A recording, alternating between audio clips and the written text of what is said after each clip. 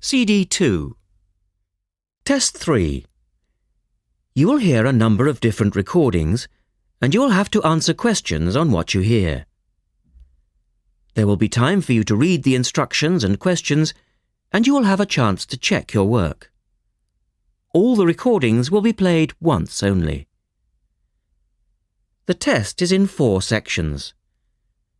Write all your answers in the listening question booklet. At the end of the real test, you will be given 10 minutes to transfer your answers to an answer sheet. Now turn to Test 3, Section 1 on page 72.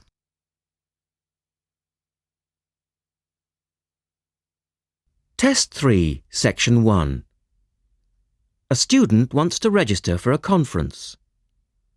Listen to the conversation between the student and the woman and answer the questions. First, you have some time to look at questions 1 to 4.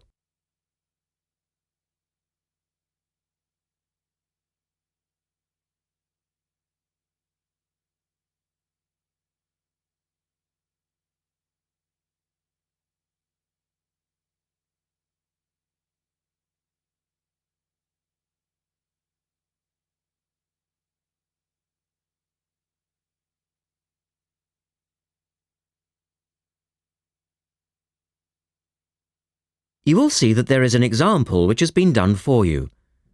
On this occasion only, the conversation relating to this will be played twice. Good morning. Good morning. Can I help you? Yes. Is this where we register for the Beyond 2000 conference? Yes. What's your name and I'll get your conference bag. The student says she wants to register for the Beyond 2000 conference. So you write the words Beyond 2000. Now we shall begin. You should answer the questions as you listen because you will not hear the recording a second time. Look at the registration form. Listen carefully and answer questions 1 to 4. Good morning. Good morning. Can I help you? Yes. Is this where we register for the Beyond 2000 conference? Yes. What's your name and I'll get your conference bag. Well, I haven't actually registered yet. I was told I'd be able to register today, so I hope that's okay. I've just arrived in Melbourne. That should be fine if you're a student. I'll need to take your details though. So, can I have your full name? Yes, sure. It's Melanie Mitchell. Is that Mitchell? Yes, that's right. And that's Ms., not Miss. OK, fair enough. And what's your address, Melanie? I live in student accommodation at Sydney University, so my address there is Room 66, Women's College, Newtown. OK. And which faculty are you studying in? I'm in the Faculty of Education. I'm doing a Master's in Primary School Teaching. Right. And may I see your student card because I need to verify that you're a current student? Yes, sure. Here it is. My number is 994578ED. The woman asks the student some more questions about the conference. Look at questions 5 to 10.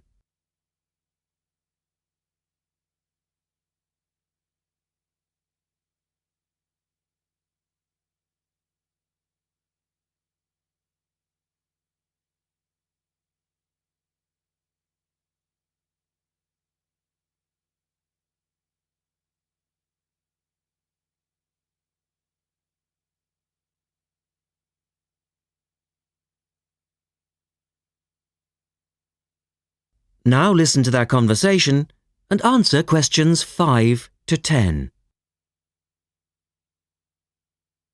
OK. Now, do you want to attend all 3 days? The conference runs from Thursday to Saturday. Yes, I think so, if I can afford it. What does it cost? Well, you're eligible for a student discount, which makes it $15 for a day registration or $40 for the 3 days, though it is possible to register for half a day only. I'll register for all 3 days, please. Good. Now, will you be requiring accommodation while you're here in Melbourne? Yes, I suppose I will. What's available? Well, we have several levels of accommodation. You can share a room with another student for $25 a night. Or you can have your own room but share the bathroom. I believe it's just down the corridor. That's $45. Right. Or you can have a single room with your own bathroom. I don't mind sharing a room. On second thoughts, yes, I do. I'll have my own room, but I'll share the bathroom. Right. Now, the conference fee does not include meals, though you do get tea and coffee in the breaks. Shall I put you down for lunch? That's an extra $10 a day. And there's the conference dinner on Friday night, which is $25. Oh, and what about breakfast? Hang on a minute. It's all starting to sound rather expensive. I'll have the lunch, but not the dinner or breakfast, if that's okay. Perfectly okay. Now, a couple of other things. There are a number of special interest groups organised. They're known as SIGs, and you're asked to nominate your preference. They'll take place on the Friday afternoon and Saturday morning, but they're filling up quickly, which is why you need to nominate now. Right. What are the SIGs? Well, there are 6 altogether.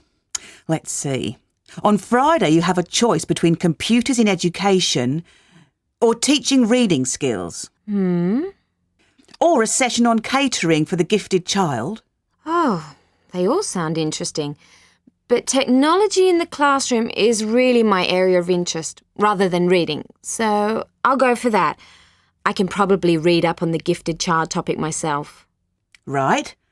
And then the Saturday options are a session on cultural differences, or there's music in the primary curriculum, or you could go to the one on gender issues in the classroom. Wow! Can I go to them all? They all sound fascinating. Afraid not. Well, I'm really interested in how boys and girls behave differently, even when they are very young, so I'd better opt for the third session, even though the cultural differences SIG is probably really interesting too. Right. And the music option would be interesting. And how would you like to pay? We accept most credit cards or bank cheques, but not personal cheques, I'm afraid. Been caught out too often before. And cash, of course. We never say no to cash.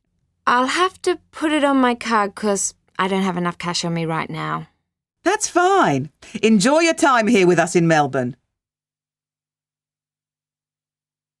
That is the end of section 1. You now have half a minute to check your answers.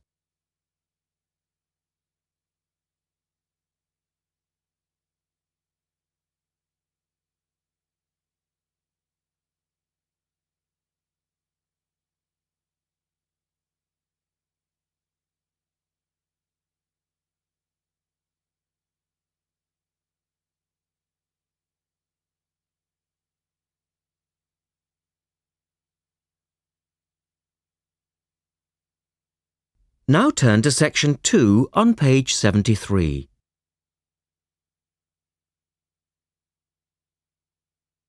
Test 3, section 2. You will hear a woman talking about a number of different beaches to a group of tourists. First, look at questions 11 to 20.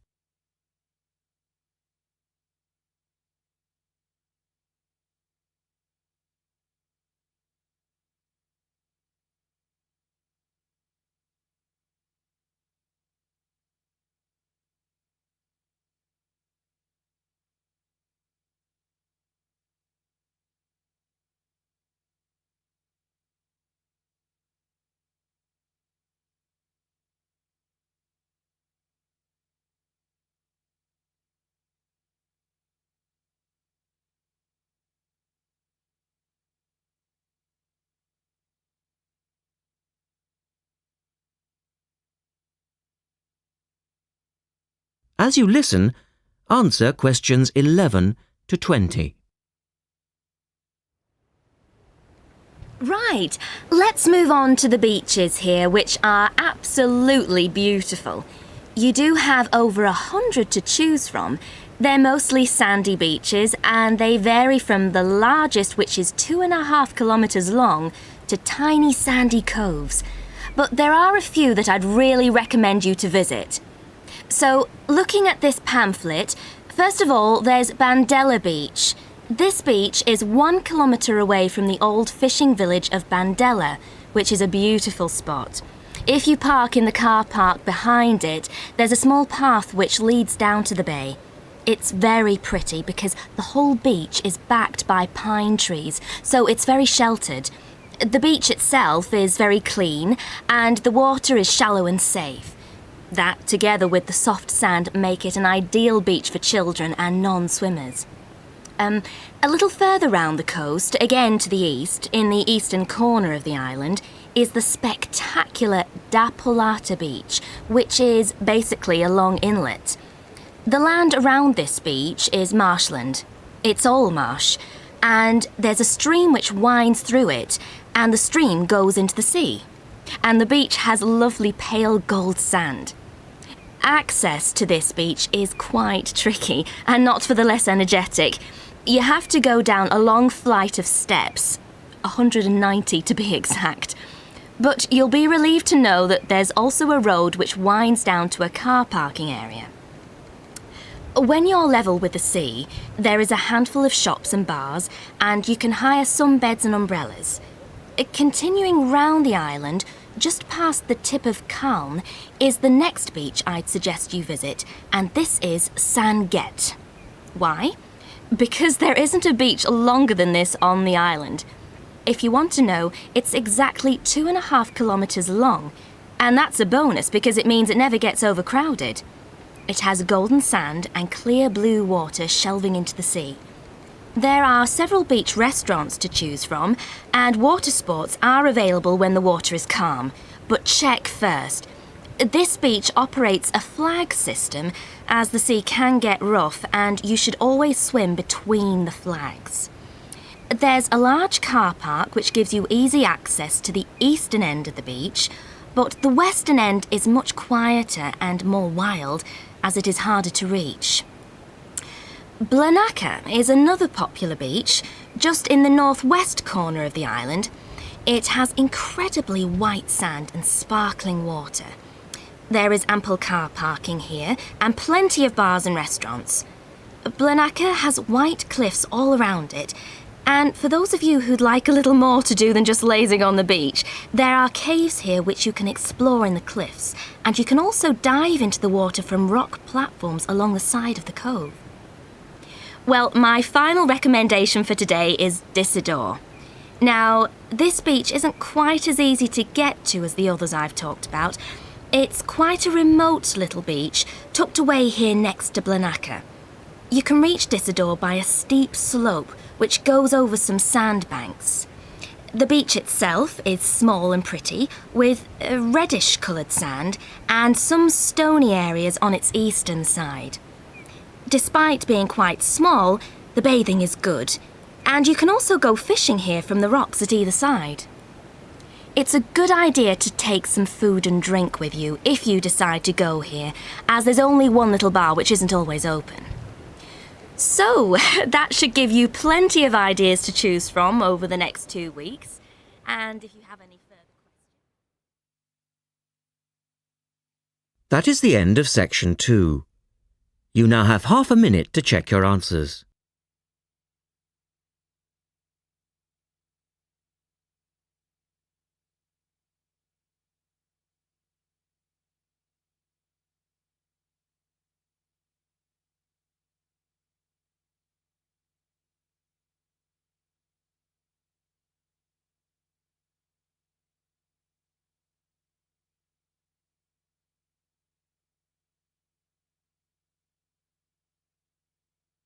Now turn to section 3 on page 74.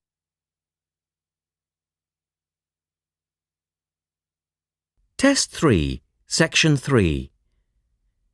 In this section, you will hear a discussion between a male interviewer and a woman who is the manager of a major bookstore.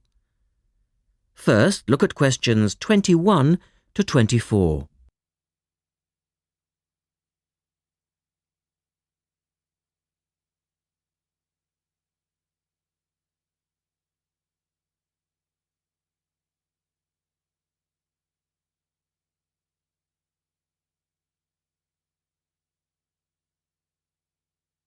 Now listen to their conversation and answer questions 21 to 24.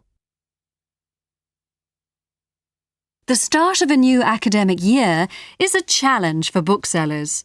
Lee Rogers talks to one major bookstore manager. Jenny Farrow, you're the manager of Dalton Books, and you sell an awful lot of books to students, don't you? Yes, we do. How do you manage to make sure that you're going to have the books students need when all the new courses begin? Basically, we make preparations long before they arrive. Like all other major book retailers, we have a database of information. And using that, we contact course conveners in May and ask them to send us their book lists. How many books are we talking about? For one course? Yes, as an example. An average course requires about 30 books. We ask lecturers to indicate whether a book is what we call essential reading. You know, the students simply have to get it. Or whether it's what they would term recommended reading. Or whether it's just a supplementary text that they tend to refer to as background reading. What about predicted buyers? It's not a perfect system, unfortunately. If a lecturer tells us that he expects us to sell 100 copies of a book, we know that we could actually sell anything from 50 to 150. That's why in practice, when it comes to ordering, it's a lot safer to go by the previous year's sales figures, if that's possible, of course, if we've sold the book before.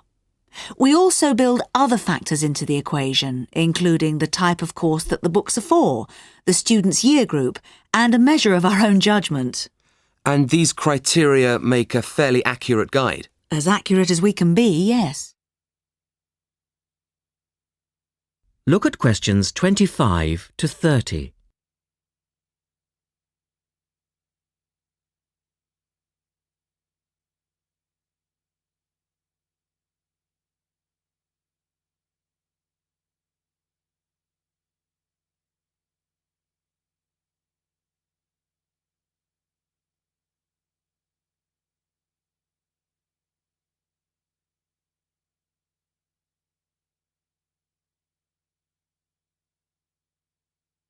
Listen carefully and answer questions 25 to 30.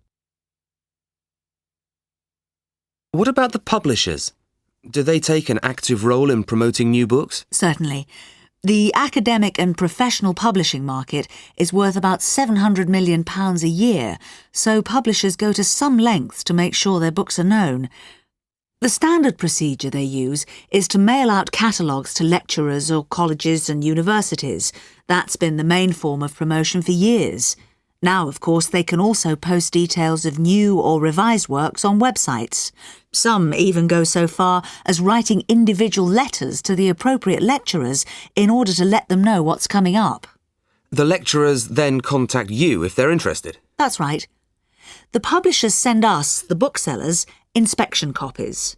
Lecturers can then get a free copy and decide whether it's going to be suitable for their course. And how does it work with the students? What are they looking for and who helps them most? I think lecturers are best placed to understand the students' needs. Often the critical issue is what represents value for money for students. This is more important than price per se. Do students actually buy books before they start the course? Apparently, a large proportion of students wait to see what they need. Students have a firm idea of what constitutes a good book, so they tend to give themselves time to look at all the options before making a choice.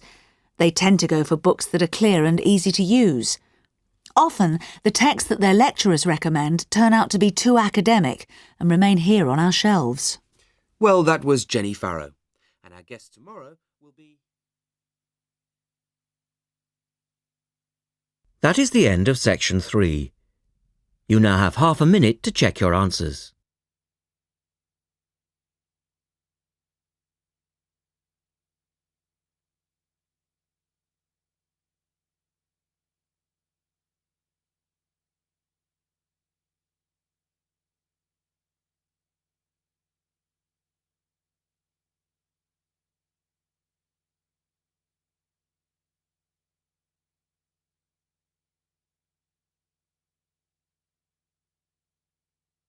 Now turn to section 4 on page 75.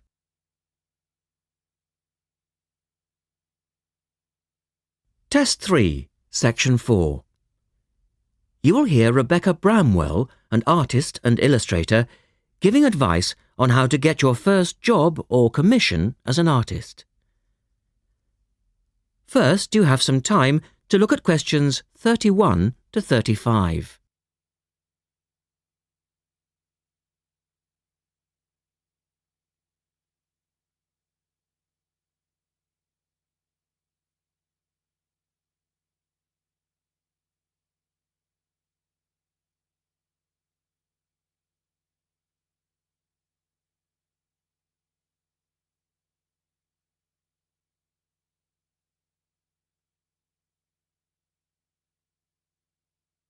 Now listen carefully and answer questions 31 to 35.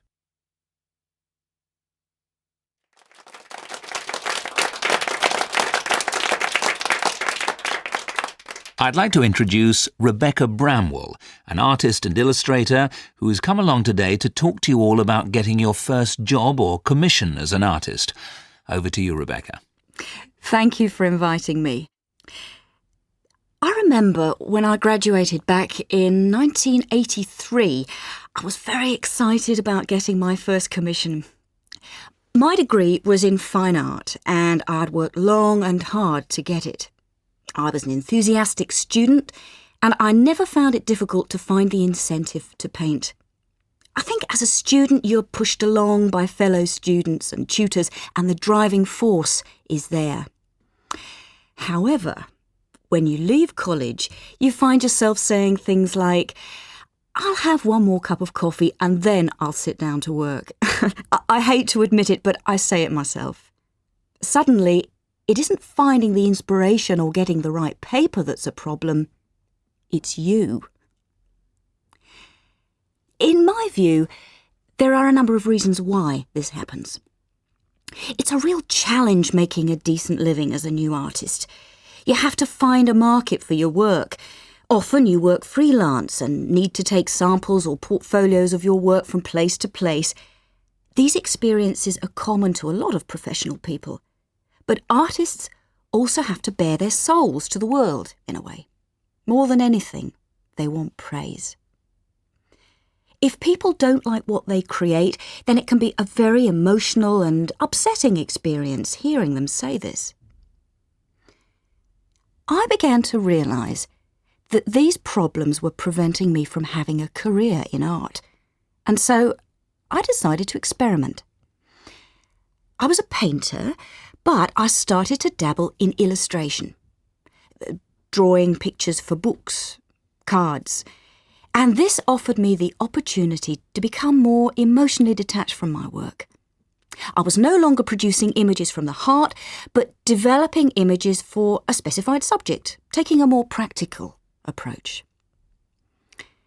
I began to develop a collection of my illustrations, which I put into a portfolio and started to carry around with me to show prospective clients and employers.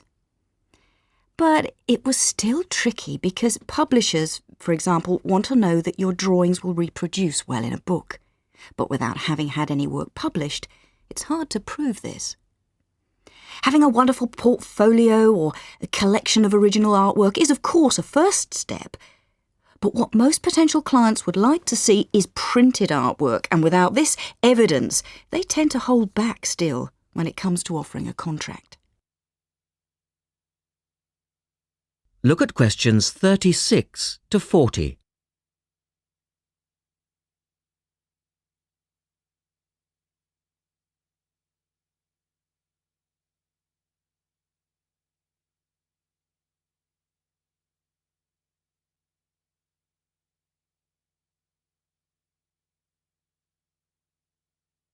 Now answer questions 36 to 40.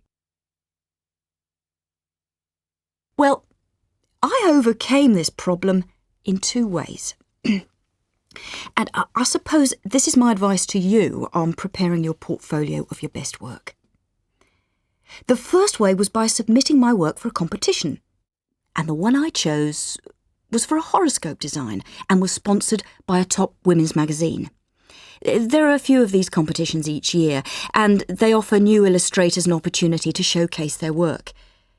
The other approach I took was to design and print some mock-up pages of a book. In other words, I placed some of my illustrations next to some text in order to demonstrate how my work would look when it was printed. Perhaps I was lucky in that I had taken a degree that provided me with all-round creative skills so that I could vary my style and wasn't limited to a certain technique. Now, I think that is important. The art world and many other creative fields do try to pigeonhole people into snug boxes with an accompanying label. Now, I think you should try to resist this if you feel it happening to you. If you don't, you'll find it difficult to have new work accepted if you try to develop your style at a later stage in your career. Nevertheless, when you start out, and particularly when you're going for an interview, it's important not to confuse people by having a lot of different examples in your portfolio. One remedy for this is to separate your work into distinct categories. In my case, I did this by dividing my design-inspired illustrations from my paintings. It's then easier to analyse the market suited to each portfolio, such as magazines, book jackets, CD covers, etc. Working under two names is also useful, as it clarifies the different approaches and offers a distinction between them. I think it's been hard for artists to be recognised in anything other than the pigeonholes that they've been placed in. Luckily, these barriers are slowly being demolished. So I really do wish you all the very... That is the end of section 4. You now have half a minute to check your answers.